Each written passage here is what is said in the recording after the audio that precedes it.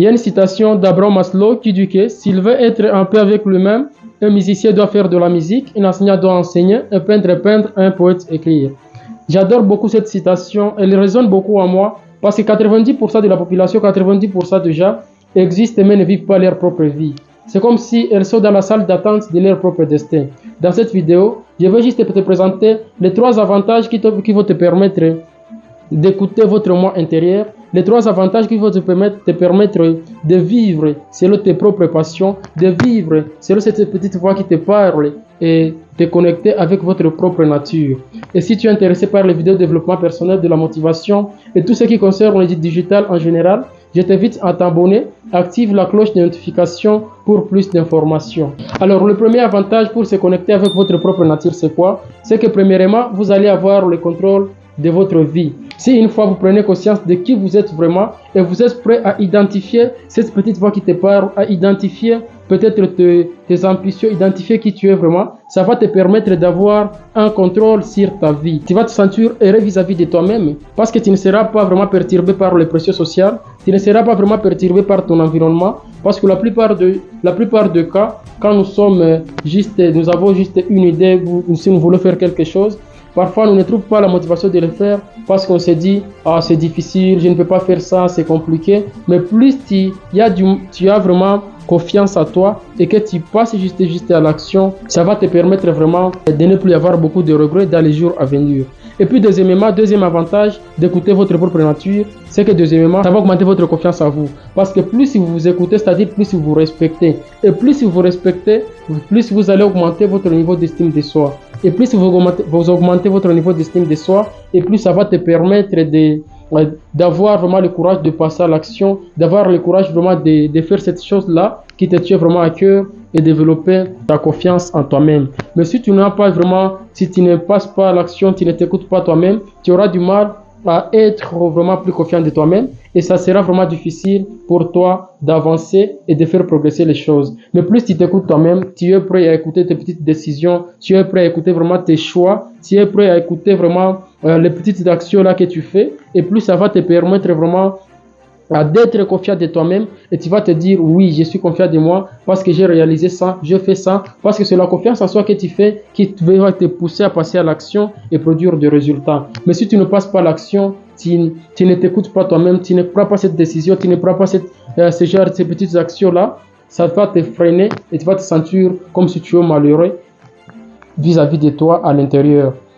Et troisièmement, ça va te permettre de réduire tes stress intérieurs. Parfois, certaines personnes sont frustrées, sont déçues, juste parce qu'ils n'arrivent pas à écouter leur âme. Si vous vous sentez, il y a une petite voix qui te parle. C'est comme si c'est la voix de votre âme qui te dit « Fais ça et ne fais pas ça ». Mais parce que tu as du mal à t'écouter toi-même, parce que tu as du mal à être vraiment à être obéissant à votre petite voix, ça finit par s'estomper et ça finit par te freiner et tu finis par être stressé. Mais si tu as du mal vraiment à t'écouter, pour prendre une décision, il faut demander vraiment à toute ta famille. Pour prendre une décision, il faut demander vraiment à tout ton entourage. Pour prendre une décision ou soit pour faire quelque chose, tu as du mal à le faire par toi-même et c'est dur, je crois à ça, je fais ça. Et là, ça va te freiner et tu vas te sentir comme si tu n'es pas bien dans votre repos et ça va t'amener des genres de frustration qui va te perturber tout au long de votre façon de faire les choses. Parce que juste 5% de négatifs, de pensées négatives, produit quoi? Produit 85% de résultats négatifs dans votre vie. Alors, il faut juste t'écouter, il faut juste écouter cette petite voix et ça va te permettre non seulement d'avancer, mais ça va te permettre au moins de te sentir que tu es vivant, de te sentir que tu vis par rapport à toi-même. Parce que parfois, si tu es juste là en train d'écouter, tu es influencé juste par le monde extérieur, c'est comme si tu n'as pas le contrôle de ta vie. Là, ça va te permettre vraiment d'être fauché de l'intérieur. Et une fois que tu es fauché de l'intérieur, ça va se refléter à l'extérieur.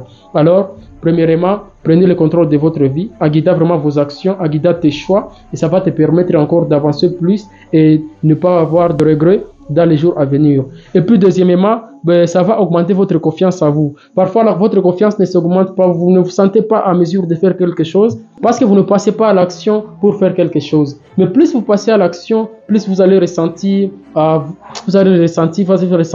cette motivation intérieure qui va te pousser à se dire « Ah, je suis capable » parce que tu as fait le premier pas. Mais si tu ne passes pas à l'action, ça sera toujours compliqué et tu n'auras pas vraiment de résultats. Et troisièmement, ça va diminuer tes stress intérieurs, tes frustrations. Tu ne vas pas te sentir comme si tu n'existes, tu ne vis pas. Tu vas te sentir comme si tu vis. Plus tu t'écoutes, plus tu prends tes décisions par toi-même et non par les autres. Et plus tu vas sentir que tu es vivant et non tu existes. Parce que la plupart des gens existent mais ne vivent pas. Parce qu'il y a une différence entre exister et vivre. Oui, certaines personnes parce qu'ils vivent et pourtant ils existent mais ne vivent pas. Si tu as du mal encore à prendre vraiment cette petite décision, à prendre vraiment ces petits choix qui peuvent vraiment changer ta vie, changer ta façon de faire les choses, changer vraiment certaines choses. Là, vraiment, tu ne vis pas, mais tu existes.